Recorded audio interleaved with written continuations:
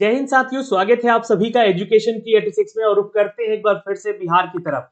दोस्तों, बिहार में बीपीएससी शिक्षक बहाली का तीसरा चरण अपने अंतिम चरण में है, यानी कि अपने पावदान पे है, जो कि अब नियुक्ति पत्र आपको बंटना है। लेकिन इस नियुक्ति पत्र को बंटने से पहले, चूंकि देखिए आज का एक खबर आया हुआ है जहां पर 10,000 शिक्षकों को नियुक्ति पत्र खुद माननीय मुख्यमंत्री जो है गांधी मैदान में बांटेंगे। लेकिन इस नियुक्ति पत्र बंटने से पहले अगर आपका रिजल्ट सब कुछ प्रकाशित हो जाए, आप डाउटफुल वाले जितने भी कैंडिडेट हैं उनको डाउटफुल से अनडाउटफुल कर दिया जाए, तब जाकर कहीं ना कहीं इनको नियुक्ति पत्र बांटने का प्रक्रिया शुरू करना चाहिए। क्योंकि एक तरफ अगर देखिएगा तो सभी को नियुक्ति पत्र बंटता रहेगा, और दूसरी तरफ वो स्टूडेंट, वो छात्र जिनको कि अभी भी 6 विषय पीजीटी में बात कर ले तो उनका रिजल्ट नहीं प्रकाशित किया गया है, गेस्ट टीचर का ज्वाइनिंग होना है वो उनका नहीं किया गया है, प्लस में जो डाउटफुल स्टूडेंट हैं जैसे कि सीटीईटी में 82 नंबर लाने वाले, उनका मामला अभी भी चल रहा है, उसको लेकर जो है डाउटफुल से अनडाउटफुल में करके ही इनको नियुक्ति पत्र देने चाहिए। लेकिन फिर भी यहाँ पर प्रक्रिया अभी तेजी में है, नियुक्ति पत्र दिया जा रहा है। 10,000 लोगों को गांधी मैदान बुलाया जाएगा। उसके बाद जितने भी शिक्षक सिलेक्टेड हैं उनको उनको अपने ही जिला में उनके जो है वहां बुलाकर डीआरसीसी में आपको जो है नियुक्ति पत्र दिया जाएगा। तो ये तो आज की खबरें हैं। लेकिन एक दूसरी तरफ खबर कल चली है जहां पर कंप्यूटर टीचर की बहाली बीपीएससी टीआरई 4 में आने से पहले ये क्या हो रहा है, यानी कि कंप्यूटर शिक्षकों की एलिजिबिलिटी के ऊपर बात हुई है। मैं अभी इस वीडियो में करूंगा भी। साथ ही साथ शिक्षा विभाग जो है विकल्प के आधार पर कंप्यूटर टीचर का बहाली लेगा। विकल्प के आधार पे समझने का कोशिश कीजिएगा कि मतलब वहां पे शिक्षक नहीं है तो कौन शिक्षक पढ़ाएंगे।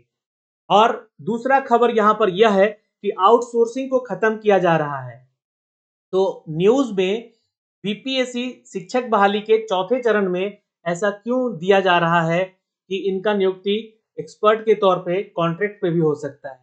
तो अगर ऐसा हुआ तो आपकी नौकरी भी खतरे में रहेगी। जिस तरीके से बंगाल में, उड़ीसा में, छत्तीसगढ़ में बाद में बहालियां रद्द कर दी गई, आपकी भी बहाली रद्द हो सकती है अगर आप कॉन्ट्रैक्ट पे जाते हैं, आउटसोर्सिंग के माध्यम से जाते हैं।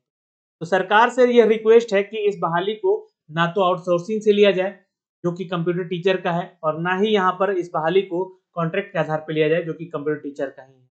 तो दोस्तों, खबरों पे आते हैं और खबर को हम थोड़ा शुरू से शुरुआत करते हैं। ये मैंने आपको जो है 5 फरवरी को एक नोटिफिकेशन दिखाया था जिसमें कि बहुत सारे छात्र यह सवाल पूछ रहे थे कि सर कंप्यूटर टीचर का बहाली मतलब आएगा कि नहीं आएगा। तो मैंने आपको एक नोटिफिकेशन दिखाया था जिसमें कि 9 से 10 में और 11 से 12 में जो शिक्षकों की संख्या का मानक निर्धारण किया गया था, ये आप लोग भी नोटिफिकेशन पढ़े होंगे। जो मानक निर्धारण किया गया था इसको आपको पढ़ना चाहिए कि हर विषय में, हर स्कूल में, हर कक्षा के लिए, उस विषय के लिए कितने टीचर होने चाहिए। तो ये मानक निर्धारण करके दिया गया था। तो सिर्फ यहाँ पर देखा गया कि कंप्यूटर टीचर की बहाली, ये देखिएगा यहाँ पर कंप्यूटर टीचर की बहाली के लिए कंप्यूटर टीचर का जो मानक निर्धारण किया गया, एक शिक्षक की जरूरत होती है यहाँ पर एक विषय, यानी कि कंप्यूटर एक विषय है उसके लिए। तो ये जो है राजकीय राजीकृत प्रोजेक्ट उत्क्रमित नव स्थापित उच्च विद्यालय और महाविद्यालयों में ये पढ़ा सकेंगे। लेकिन वहीं पे जब यहाँ पर यह पूछा गया कि सर 1 to 8 में क्या कंप्यूटर शिक्षकों का मानक निर्धारण नहीं किया गया, तो देखिए 25 जनवरी को यह नोटिफिकेशन जारी किया गया। राज्य के प्रारंभिक विद्यालयों में शिक्षकों की संख्या का मानक निर्धारण के संबंध में है। मैंने आपको बताया कि ये किस परिस्थिति में आपको शिक्षकों का यहाँ पे रिक्रूटमेंट किया जा रहा है। मतलब कि हर एक वर्ग के लिए जहाँ पर 101 से लेकर 120 स्टूडेंट का नामांकन हुआ है, तो वहां पर 4 शिक्षक होंगे। और वो कौन कौन से शिक्षक होंगे, यहाँ पे उनके सब्जेक्ट के नाम दिए गए हैं। फिर यहाँ पर 40 अगर 150 शिक्षक होते हैं तो प्रत्येक 40 विद्यार्थियों पर एक शिक्षक होंगे। लेकिन इस ना तो प्राइमरी में ना ही अपर प्राइमरी में 6 to 8 में भी कहीं भी यहाँ पर कंप्यूटर टीचर के बारे में जिक्र नहीं किया गया, यानी कि उनके मानक निर्धारण की बातें नहीं की गई। तो सभी छात्र यहाँ पर पूछने लगे कि फिर ये 26,000 की बहाली मतलब कैसी है, क्यों इसका नोटिफिकेशन, क्यों शिक्षा मंत्री यहाँ पर बोल रहे हैं। तो बिल्कुल 26,000 बहाली आ सकती है, लेकिन इसको आने के लिए आप लोग थोड़ा विचार कीजिए। यहाँ पर कक्षा 6 से 8 में अगर कंप्यूटर टीचर की पढ़ाई के लिए किताबें छपवा दी गई हैं, यहाँ पे आप लोग देख सकते हैं, ये जो न्यूज था मैंने आपको बताया भी था कि कंप्यूटर शिक्षकों के लिए, यहाँ पे कंप्यूटर बच्चों के लिए जो पढ़ाई करना चाहते हैं 6 से 8 में उनके कंप्यूटर की किताबें दी जाएंगी जिसमें कि कंप्यूटर चलाने और उसकी जानकारी शामिल होगी। यह पहल बिहार के सरकारी स्कूल में शिक्षा व्यवस्था को बेहतर बनाने के लिए और कंप्यूटर की समझ को विकसित करने के लिए किया जा रहा है, जिसमें कि हमारे एसीएस महोदय ने भी इसके ऊपर एक बात कही थी शिक्षा की बात में कि कंप्यूटर शिक्षा हम इंट्रोड्यूस कर रहे हैं अपने प्राइमरी अपर प्राइमरी लेवल पे, लेकिन जो पहले होगा वो 6 to 8 में होगा। तो कंप्यूटर शिक्षा को आप इंट्रोड्यूस कर रहे हैं, इसका मतलब ये नहीं कि कंप्यूटर की बहाली निकालने की बात कर रहे हैं वो, है ना, उन्होंने कहा भी नहीं है। लेकिन जो हमारे शिक्षा मंत्री हैं उन्होंने ये अनाउंसमेंट किया कि 26,000 कंप्यूटर टीचर की बहाली हम करेंगे, पर ये मध्य विद्यालय में 26,000 मध्य विद्यालय है ऐसा उन्होंने कहा। आप उस नोटिफिकेशन को देखिएगा जो उनके ट्विटर हैंडल पे है, वहां पे बोला गया कि 26,000 मध्य विद्यालय हैं जहां पर कंप्यूटर टीचर हम बहाल करेंगे। तो वो शिक्षकों की नियुक्ति कैसे होगी फिर, वो शिक्षकों की नियुक्ति के ऊपर आते हैं आप, तो ये न्यूज पढ़िए फिर 31,297 मध्य विद्यालयों को शुरू की जाएगी कंप्यूटर की पढ़ाई। फिर भी यहाँ पर पढ़ाई करने की बात की गई है, सुनिएगा समझिएगा इस चीज को। अगर आप 6 to 8 में कंप्यूटर टीचर बनते हैं मध्य विद्यालय में, तो किसी भी विषय में अगर आप मध्य विद्यालय में जाते हैं तो उसकी एलिजिबिलिटी क्या होती है? एलिजिबिलिटी होती है कि सर उस विषय में आपका स्नातक होना चाहिए। जैसे कि अगर आप कंप्यूटर के जैसे कि आप मैथ के टीचर, साइंस के टीचर बनते हैं, तो आपका मैथ में या साइंस में जो है आपका ग्रेजुएशन होता है, ठीक, प्लस बीएड होता है, प्लस आपके पास सीटीईटी पेपर 2 क्लियर होता है। तो चलिए सीटीईटी यानी कि जो पात्रता परीक्षा है उसकी जगह पर यहाँ पर सरकार आपसे एसटीईटी पेपर 2 जो कि कंप्यूटर का आप लोग दिए हैं वो लगा सकते हैं, है ना, ये जाहिर है, या जैसे कि रेलवे में किया गया। लेकिन योग्यता का क्या? योग्यता तो आपको कंप्यूटर में होना चाहिए ना। और बीएड का क्या? क्योंकि 6 to 8 में अगर आप बहाल होते हैं तो आरटीई एक्ट 2009 कहता है कि आप बिना प्रो शैक्षणिक योग्यता के लिए 6 to 8 में नहीं पढ़ा सकते हैं।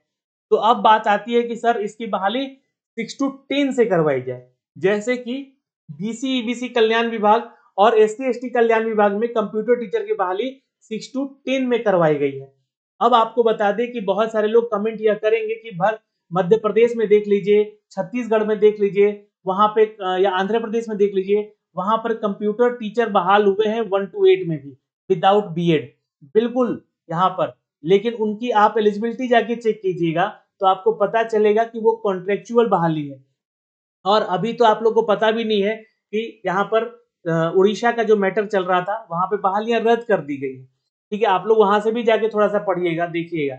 लेकिन यहाँ पर जो आप लोगों का टीईटी का जो बीएड का जो योग्यता है वो होना जरूरी है, आरटी एक्ट 2009 हमारा कहता है। नहीं तो आपकी भी बहाली अगर ऐसे करवा ली जाएगी 6 to 8 का कहकर विदाउट बीएड कंप्यूटर टीचर आप रिक्रूट हो जाएंगे तो आपकी नौकरी खतरे में रहेगी, इस बात का ध्यान रखिएगा।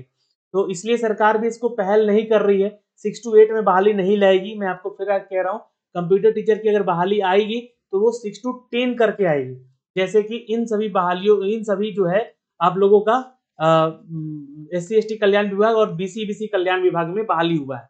लेकिन अब यहाँ पर सवाल ये उठता है कि जब 6 to 10 की बहाली आएगी तो एलिजिबिलिटी क्या होगी सर? तो एलिजिबिलिटी वही रहेगी जो अभी तक चलती आ रही है बिहार में, ठीक है, यानी कि आपका पीजी डिग्री भी मांगा जाएगा, पीजीडीसीए भी मांगा जाएगा, है ना, और डीओक्सीसी में आपका जो है यहाँ पर सी लेवल, ए लेवल, बी लेवल का सर्टिफिकेट है, या फिर आप लोग जो है डिप्लोमा किए हैं कंप्यूटर में तो आप लोग एलिजिबिलिटी रखी जाएगी। जो भी एलिजिबिलिटी का एक सिनारियो बनाकर दिया गया है बिहार सरकार के द्वारा बीपीएससी के शिक्षक रिक्रूटमेंट में, जो कि कंप्यूटर टीचर का एलिजिबिलिटी वही रहेगा, बशर्ते कि आपको 6 to 10 का यहाँ पर शिक्षक अगर निकालना होगा बहाली तो निकालेंगे, और वहां पे फिर जो है एलिजिबिलिटी नहीं बदली जाएगी, उसी एलिजिबिलिटी पे होगी। तो फिर बात उठेगी कि सर ये बहाली 6 to 8 की नहीं होगी, ठीक है, ये बात 6 to 10 की कही जाएगी, मध्य और माध्यमिक को जोड़ के की जाएगी।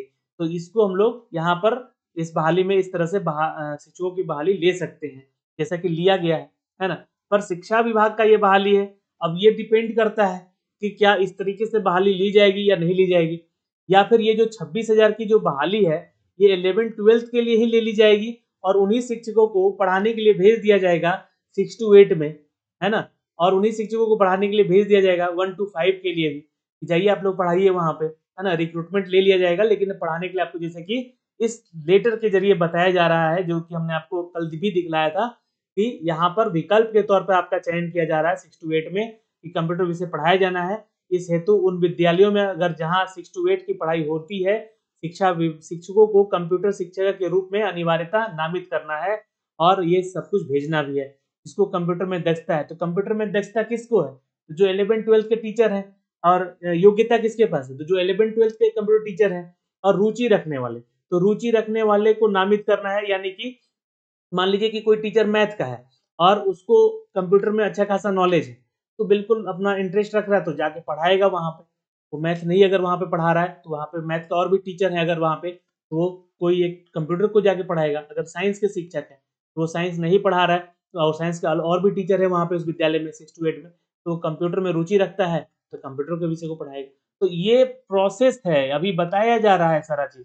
अगर मेरे अनुसार कहा जाए तो 6 to 8 में बहाली लाना कंप्यूटर विषय के लिए यहाँ पर एक बहुत बड़ा, अगर कहें तो सरकार के लिए, विभाग के लिए टास्क है, जहाँ पर इनको फाइट करना पड़ेगा आरटीई एक्ट 2009 से, जहाँ पर बीएड की अनिवार्यता को खत्म करना पड़ेगा। क्योंकि अगर अनिवार्यता खत्म नहीं हो सकती है चूंकि यहाँ पे है, तो अनिवार्यता को खत्म करने के लिए नियम लाना पड़ेगा, एनसीटी का सुधार करवाना पड़ेगा।